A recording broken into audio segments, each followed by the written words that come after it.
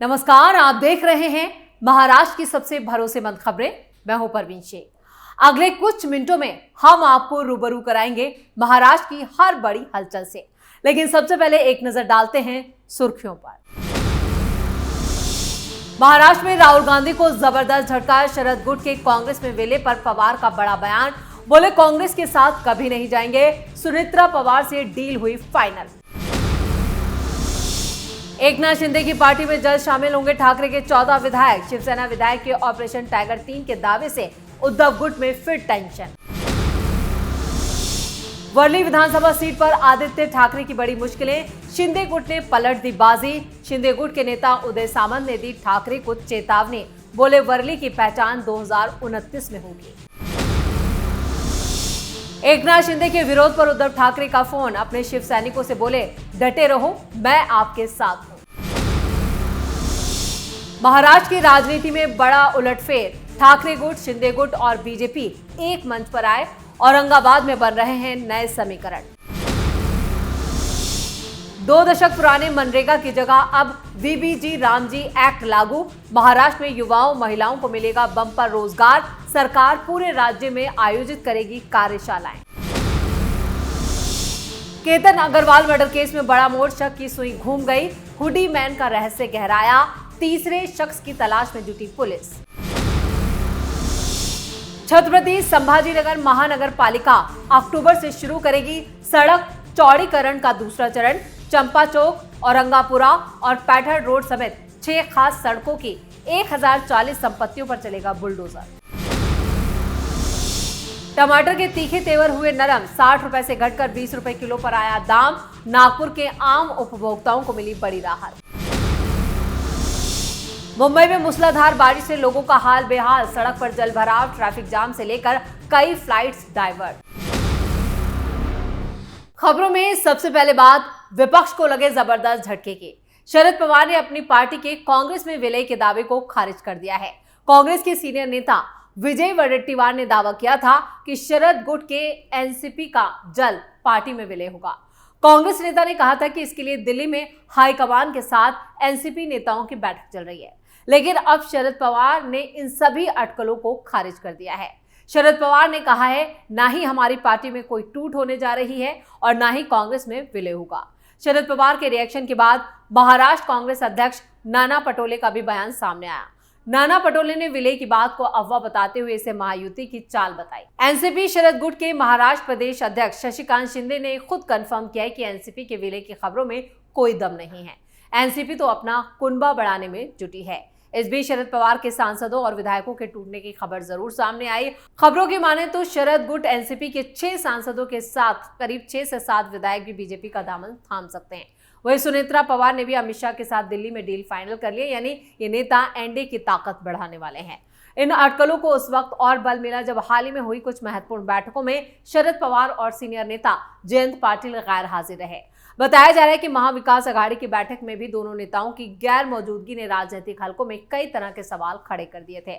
अघाड़ी की बैठक से 23 विधायक गायब थे और इस बीच ऐसी चर्चाएं सामने आई कि सुनेत्रा पवार ने दिल्ली में केंद्रीय गृह मंत्री अमित शाह से मुलाकात कर राजनीतिक समीकरणों पर फिर से चर्चा की।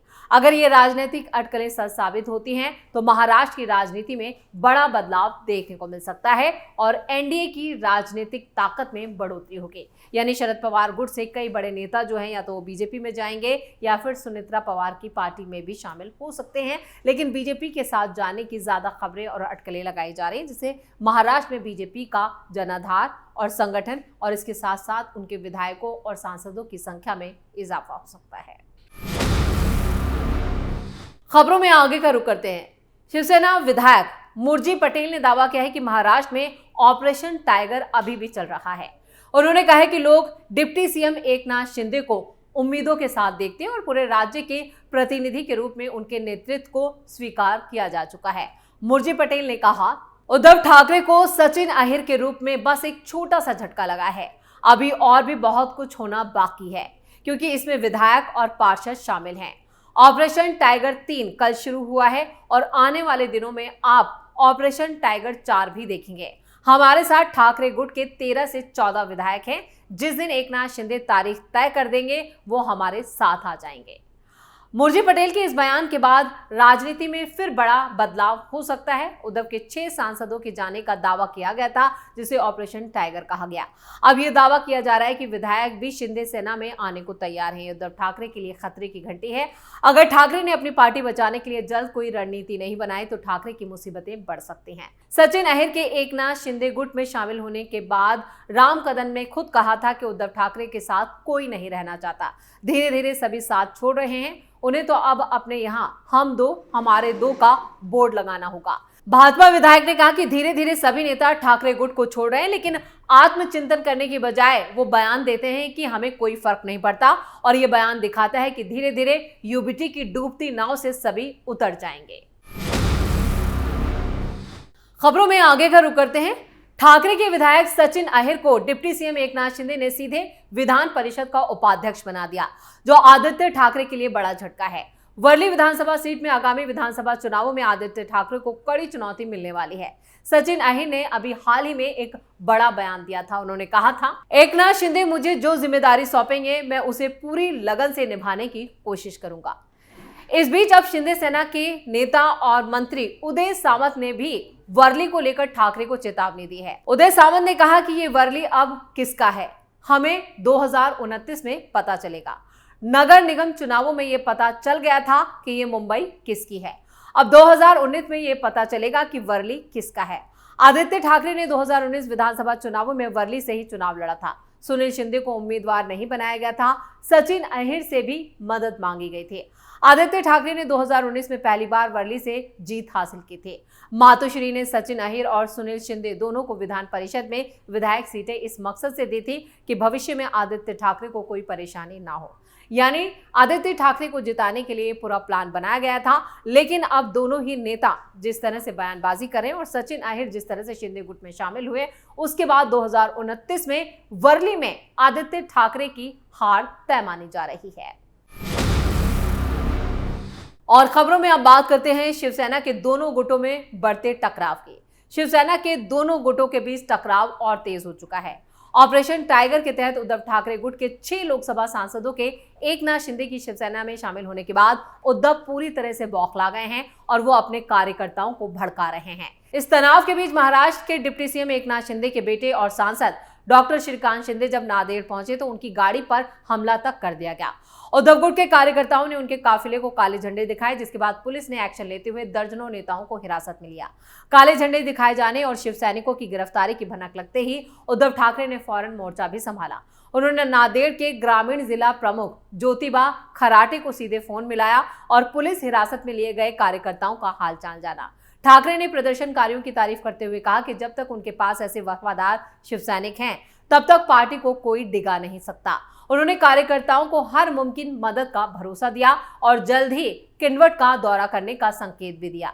इस फोन कॉल के बाद पुलिस उद्धव के खिलाफ भी एक्शन की तैयारी कर रही है। जिस तरह से वो अपने कार्यकर्ताओं को भड़का रहे हैं, उसके बाद पुलिस में उनके खिलाफ शिकायत की गई है। दूसरी तरफ नांदेड़ में जनसभा को संबोधित करते हुए सांसद श्रीकांत शिंदे ने उद्धव ठाकरे पर जुबानी हमला बोला है। उन्होंने तंज कसते हुए कहा है, जो भी एकनाथ शिंदे के साथ आया उसने केवल प्रगति देखी। यही वजह है कि विधायकों की संख्या 40 से 60 और सांसदों की संख्या 6 से बढ़कर 13 हो गई है। उद्धव ठाकरे 2.5 साल तक सिर्फ घर बैठे रहे और जनता को कुछ नहीं मिला। लोग काम देखकर साथ आ रहे हैं, इसलिए उद्धव ठाकरे को दूसरों पर आरोप लगाने की बजाय आत्मचिंतन करना चाहिए। हाल ही में उद्धव गुट के 9 में से 6 सांसदों के पाला बदलने के बाद से महाराष्ट्र की राजनीति में भूचाल आया हुआ है, जहां एक तरफ उद्धव ठाकरे बागी सांसदों के गढ़ में जाकर सीधे जनता से संवाद कर रहे हैं और अपने कार्यकर्ताओं को भड़का रहे हैं और बागी सांसदों पर गद्दारी का आरोप लगा रहे हैं, तो वहीं दूसरी तरफ डिप्टी सीएम एकनाथ शिंदे और उनका खेमा नए सांसदों के क्षेत्रों में अपनी पकड़ मजबूत करने के लिए ताबड़तोड़ रैलियां और दौरे कर रहा है। नांदेड़ में हुए यह ताजा विवाद साफ संकेत देता है कि आने वाले दिनों में दोनों गुटों के बीच जमीनी वर्चस्व की ये लड़ाई और तेज होने वाली है। और खबरों के आखिर में बात करते हैं महाराष्ट्र में बड़े उलटफेर की। महाराष्ट्र की राजनीति में विपक्षी दलों के रूप में एक दूसरे की आलोचना करने वाले नेता अब सहकारी क्षेत्र में एकजुट होते नजर आ रहे हैं। ये तस्वीर औरंगाबाद जिला केंद्रीय सहकारी बैंक चुनावों की है। ठाकरे गुट, शिंदे गुट और बीजेपी नेताओं का जिला बैंक के निदेशक के चुनाव के लिए एक मंच पर आना राजनीतिक गलियारों में चर्चा का विषय बन गया है। औरंगाबाद जिला केंद्रीय सहकारी बैंक के चुनावों के सिलसिले में विधान परिषद में ठाकरे गुट के और विपक्ष के नेता अंबादास दानवे, शिवसेना शिंदे गुट के विधायक संजय शिरसाट और बीजेपी मंत्री अतुल सावे के बीच एक जॉइंट बैठक हुई।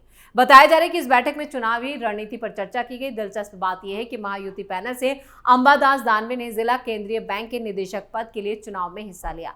सहकारी समितियों के चुनाव में कोई पार्टी चिन्ह नहीं होने के कारण ऐसा लगता है कि इस चुनाव में कई दलों के नेता स्थानीय स्तर के समीकरणों के मुताबिक एक साथ नजर आ रहे हैं।